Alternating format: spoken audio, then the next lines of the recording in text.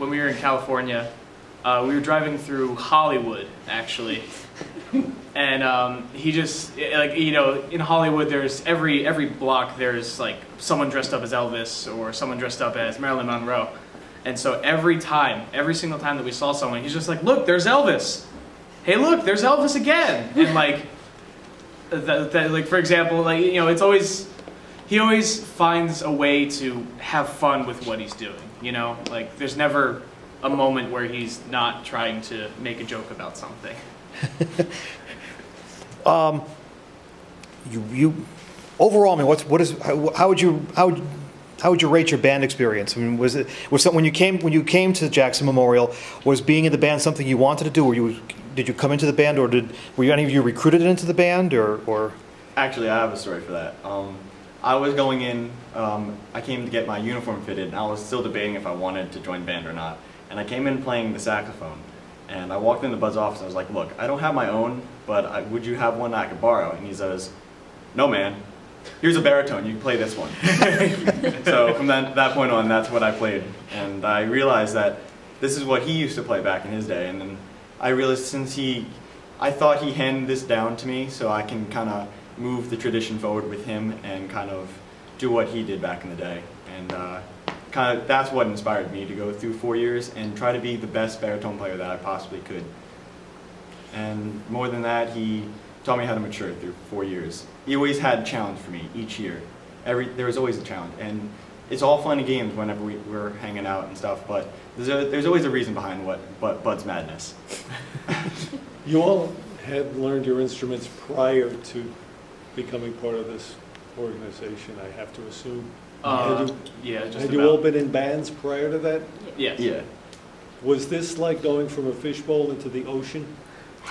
It was. Say that. Yeah, it was, because we had such a high expectation our freshman year going to the Rose Bowl. That our first year, you know, right off the bat, we have our marching band season, and we went right to California, right across the United States. And us being freshmen, we're not expected to know the instrument as a senior would. You know, 4 years of marching band and all that, they would expect to, you know the instrument better. But us coming in as freshmen, playing 3 years of middle school band, and then going, you know, right into the biggest parade of the world with, you know, with the flowers and everything, the Rose Bowl. It was a tough challenge, but we were all up for it, and that's really what had the high expectations for the 4 years that we were in this band. Were you rock stars around the hallways? They said, like, hey, these guys went to the Rose Bowl. You know? Yeah, actually that year we were rock stars. We did cover band. Yeah, our show was a rock show. But I mean, in regards to the school, like there was definitely, you know, it's not as common in other schools to see such like a large support for the music program.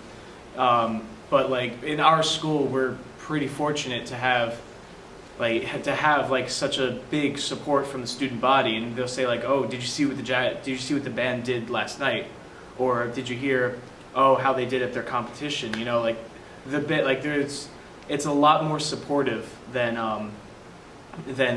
some other schools would be, and it's because, you know, Bud has such a legacy, and he's so known and he's so liked by the student body that they have an interest in what we are doing. So Mr. Bud has helped the whole school take pride in the band and what you do and your performances, and it's not just the band is going someplace and everyone else is doing something else. The whole school is behind you because of Mr. Bud. Absolutely. There are parents who come up to me in grocery stores and they're like, they see my varsity jacket and they say, oh, you're part of the band, like how's Mr. Bud doing? And I know you went to the Rose Bowl, like everybody knows Bud, and he makes it something that everybody is very into.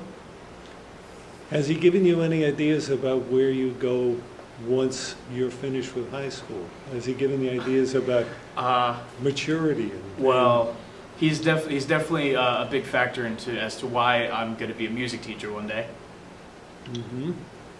And that'll go for me too. Really? Yeah. So Mr. Bud, how have the students changed from, let's say, when you first started in '83? Yes. Through the Danzaro era, through the current era, how have students changed, and how are they different? How are they the same? How they're the same is most of these kids all like to have fun. If you can make band and music fun, they are going to respond, and it's going to be a fun time together. And if you have high expectations of what they can achieve and have fun, it's great. And I think through the years, we always had that. You know, we always had fun with all the kids. I can't remember any bad times over all the years. I was like, what are we doing this year? Oh, we're doing this. Oh, it's always been a great time, whether it was dances at the firehouse, whether it was band banquets and getting them silly pranks, all different things. Back in the day, we used to get the seniors at the band banquet pranks until it got outlawed. You guys don't know. All right. I won't go into that story where, well, it wasn't bad. I bought a kid a rubber school bus, and somebody complained about it because he drove his car into the school bus. Oh, okay. And I had to stop. But through the years, the kids have always enjoyed it. And I always enjoyed coming to school as a result. I was never one of these teachers that dreaded getting up in the morning. I always looked forward to coming to school because they made me feel that way, that they were generally, not always, generally glad to see me in the morning. So I was generally glad to see them in the morning. Meanwhile, he blasts music like 7 in the morning, just blasts like any type of music in the morning. What kind of music does Mr. Bud like? Everything. It's different every day. Yes. It depends on the day. He went through his country phase. Yeah, there was a last country week. phase. Goes to a country phase. When it's Halloween, he comes out with a clown mask. And there's like spooky music. Christmas, there's always Christmas music. Christmas goes on until March. There'll be a big Christmas tree in here in the next Yeah, few there will days. be. What are you guys going to miss about Mr. Bud? Himself. Everything. And Yes. just, yeah. The experience that the band has given us. And just like the way that he interacts with us, you know, like how he's almost like he's a teacher, but he's like our friend, you know. He's someone that we've got to know very well over the past 4 years. That it's going to be really strange to continue on without seeing them every day. Are you prepared not to compare and contrast, but to just look at it as a new phase with a new guy? Yeah, absolutely. I mean, you know, again, everyone has their own style, and depending on who comes in, like, you know, it's gonna be different, and some students are gonna be a little like they're gonna find it like a little weird. It's a transition, but I think whoever will come in will be able to live up to the legacy. Whoever comes in is standing in a long shadow. He's going to need some support. Yeah. May we identify ourselves just so we don't, at least we have first names to go by? Starting from my left, your right. I'm Rachel. I'm Jake. I'm Rob. And Patrick. Okay. What grades are you We're all Seniors. seniors. in? All seniors. And instruments? Piccolo. Tuba. Baritone. Trumpet. How many going to college? All of Um, us. Yeah. Have you got it? Where are you going? I'm not sure yet. Yeah, I'm hoping on Westchester. I'm auditioning for the National Guard Band. That's pretty good. I'm looking at somewhere down south near Delaware. Thank you for your participation here. Thank you. No problem.